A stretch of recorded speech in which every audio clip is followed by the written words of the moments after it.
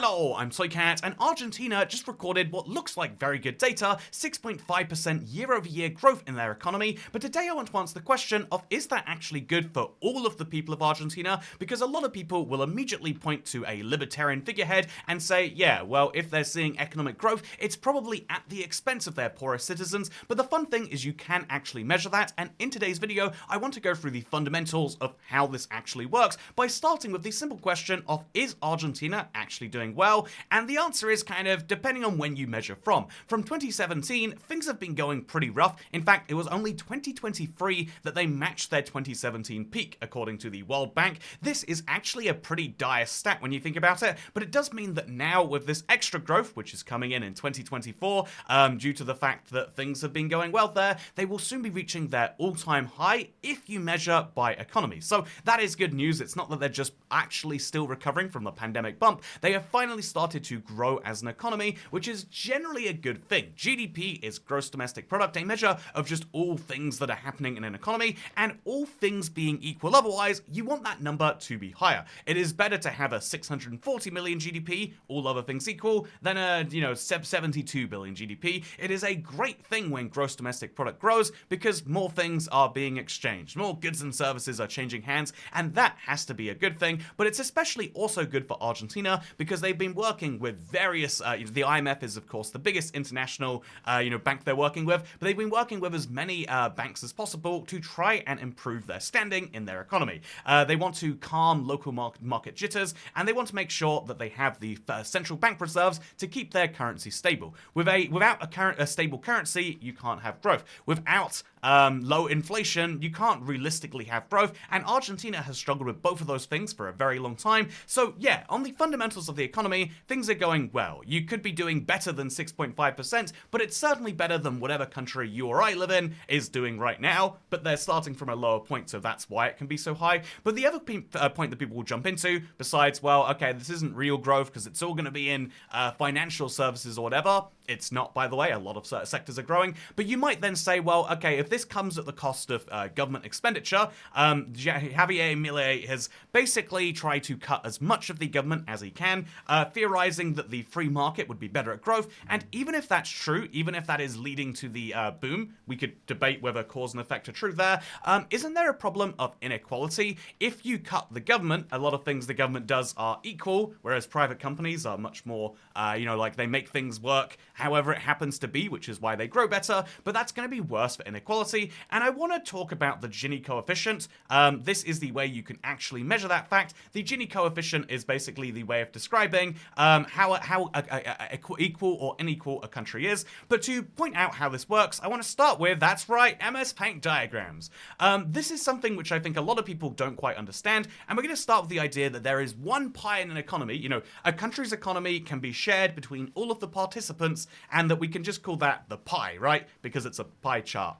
Or actually, is this a pie chart? It should be a cake chart, really. But anyway, so let's just say there's one pie, or cake, that has to be divided between all of the country's citizens. The ideal way to divide it, if you are, for some people, but I would probably say more people than not, would be equally, right? Let's just say there's 3 people in an economy, me, my brother, and Steve, and me, my brother, and Steve all get an even share of that economy. That's probably the ideal situation. If there was no such thing as economic growth, then the closest you could get your economy to equality is the closest you can get to everyone having equal opportunities and equal abilities to do stuff. You could argue that actually this isn't the ideal economy, because what happens if I do a bunch of things for Blue, me and Blue, I spend all day doing things for Blue and I work hard for him, whereas he figures he has enough money anyway and doesn't work. Isn't it fair at some point that I take some of his share in exchange for all of the things that I've done for him? But for a lot of people, this is a less equal economy where one person owns far more than the rest, and indeed, this would be whereas this economy has a Gini coefficient of 0, I believe, perfect equality, the perfect unequal circle would be this. If I owned 100% of my country's economy, if my brother and Steve both have nothing, then that is the perfectly unequal economy, economy, and this is also arguable to just about everyone as a bad thing. If they have no money, they can do no things, and there can be no economy really if I have all the money, right? So no one wants 100% Gini index, which is pure inequality, and no one wants probably 0, which is pure equality, or even if you do want 0, you could argue that it's an inapproachable number, because the moment anyone does anything for anyone else and money changes hands, then it stops working, right? So anyway, the important thing here is actually, even though I made this point that, okay, people quite like it when an economy works like this, even though, a lot of people don't like this, it actually is for the best if me doing things for my brother, me going through all this extra work, or indeed me doing things for Steve, leads to the economy growing. In other words, having an economy, so if the size of the pie grows for everyone, that is good for everyone. When the economy is this size, even though I own more of it, so it's a more unequal economy, my brother and Steve both do own more as a total number. It is better for them to own 500, let's just make up these numbers, whereas I own 1,000, than all of us equally to own, oh wow, where'd it go? Oh no, where'd you go? There it is. It's better for them to have 500 and me to have 1,000 than for all of us to just have 100 like we did in this scenario. So economic growth is good if it comes with not a corresponding increase in Gini coefficient that outweighs it. So if our economy grew by, like this amount, so let's just say 2%, like every Western economy is doing, and then in exchange for that growth, we have to say, yeah, actually, I need all of this, and I need all of this. It's the only way we can grow the economy. If the economy grows 2%, but I grow my share by far more than that, that can be bad, right? So anyway, crucially, let's now talk about how this relates to Argentina, because the Gini coefficient is measurable and is measured, and you can actually measure this for all sorts of countries. And again, 0 is perfect equality, 100 is perfect inequality. No country ever realistically ever comes anywhere close to either, just a fundamental part of humankind, I would argue. But if we look at this, you can see the most equal country in the 1960s was Bulgaria, and the most unequal was probably Mexico. Although Brazil and Mexico are very, very close, you can see that Mexico and Brazil are very unequal countries. There are still some wildly wealthy people from colonial days there, and then a lot of people who aren't that, whereas you can then see the trends for other countries are more interesting. Only really has, France and Norway really only have those two countries drastically reduced their inequality. France almost at 50% on the Gini index, now sitting at about 35%. That is, by now I mean 2000, by the way. This is Wikipedia for the fun fact. Didn't realize how low how soon they ended here. But if we look at, say, the UK, you can see the UK went pretty flat and then kind of increased in the last 1980 to 2000, which corresponded to some of the best growth years, and the same is true for China. China was so wildly poor. Just for a fun fact of how poor China was on a per person level, China's economy only passed the UK in about 2005, and one of the costs of that for them was they had to increase inequality. When everyone in China was poor, they had no billionaires, but also they had not a lot of thousandaires. And so the problem, basically, as inequality, the countries which have the biggest rise in inequality also see a couple of things happen, kind of counterintuitively. You would figure an unequal place to be is a great place to be if you are that unequal person. If I'm gonna be if I've got all this money, I love it because I want to be rich and in control of all of the economy, right? That would be great. But actually, no. The thing that corresponds best with countries that have increased inequality is actually, confusingly enough, millionaires choosing to leave. This is a visual capitalist graph. Their business is in, telling rich people to move places. So keep in mind that there is a conflict of interest. But there is no reason to believe that this survey they did of millionaires isn't accurate. The largest number of millionaires leaving anywhere in the world is China, and the second largest is the UK, which means the UK is the largest on a per capita basis. We are encouraging rich people to leave the UK on a drastic level because once they have the inequality, once they have the money, it's very easy to say, oh, you want me to, give this up? No, actually, I'll go somewhere where they treat me better. You might think that inequality is a symptom, that inequality would allow lots of rich people to come in, but actually rich people want to live, I think it's true for most people, you want to live somewhere where people have roughly the same amount of you, you just kind of hope that that amount is where you are. If I have all of this money right here, I don't want it to be I don't want to give up my shares that I worked hard for back to blue and green. I want blue and green to grow their shares so we can have the same amount of money. And that is why people like governments and why we have broadly distributionist measures that aren't actually hated by a majority of people. Because when you let inequality ramp up, you also let instability ramp up. Look at Russia. Look at South Africa, which, by the way, as a fun fact, this is something we can measure. The Gini coefficient is something we can actually check for every country, right? And so, what is the least equal country in the world? Oh, it's South Africa.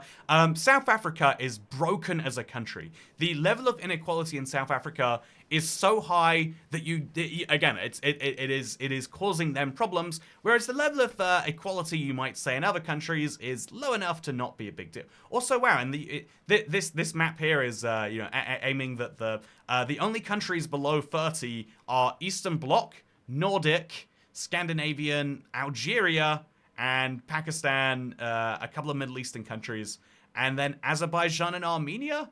That's also I should say the UAE. Okay, the UAE being less than 30 on the Gini coefficient means this has to be just measuring citizens or something, because they are one of the least equal societies if you look at all the people there. Point for another day, though. Anyway, so the Gini coefficient is what you can use to measure is a country's growth good or bad? Because if you have to grow an economy 2% but grow inequality 10%, that's bad. If you grow an economy 10% and you accept that means a little bit of inequality, that is worth doing, right? Because the poor will still grow by more. And in Argentina's case, the answer, if you're curious, is that actually, yeah, Gini coefficient is down. They are growing their economy, and they've hit the unicorn state of growing the economy and having it be more evenly distributed. This is a good thing for everyone. When you're being rich is, sure, going to decrease this, but fewer people are getting so wildly rich and above everyone else. More average people are benefiting, and sure, that is actually coming and always will come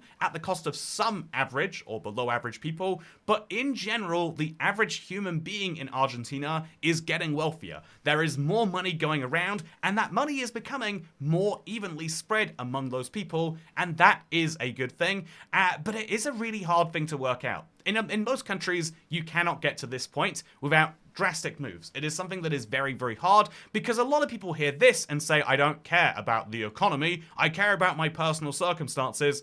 And for a lot of people, not only can their personal circumstances be bad for the economy, as a great example, if the government gives you thousands of pounds a month for something, and that's something not only is something maybe you wouldn't necessarily earn in a normal world, but if that's something that you're getting thousands of pounds or dollars for is actively bad for the economy because it discourages you from going out and working, that is an example of you wanting the world to be less equal at the cost of wanting the world to be more equal at the cost of the government.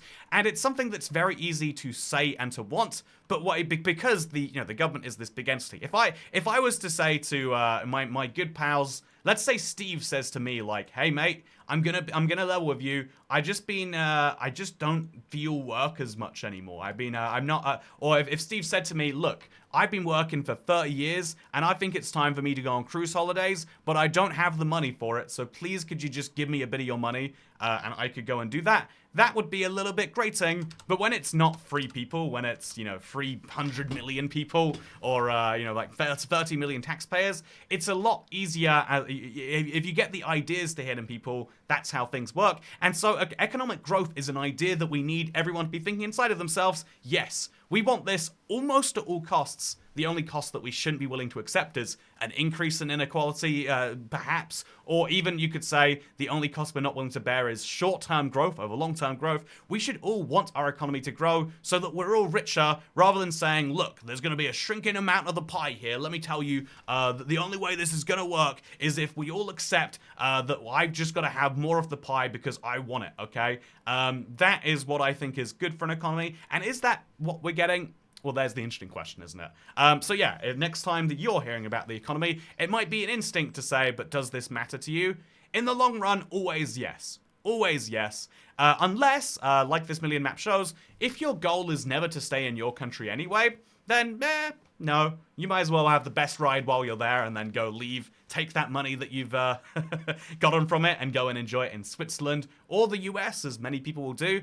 Or the UAE is doing pretty great for attracting millionaires too. There's option 2, I guess you could say. And with that said, I think there's way more interesting news about why people would choose to leave the UK, because some number of millionaires will stay no matter what happens because they're so tied into the system, but some number of people will leave at the slightest change. I think one of the big contributors to this, by the way, was private school in the UK getting more expensive because of taxes. It's the sort of thing that you would never imagine is a lever that can have such a sway, but for some people it does, and isn't that wild, I would say. Anyway, with that said, the thumbnail for this video, I want you to take your bets about which will be better. Here's thumbnail choice number 1, and here's thumbnail choice number 2.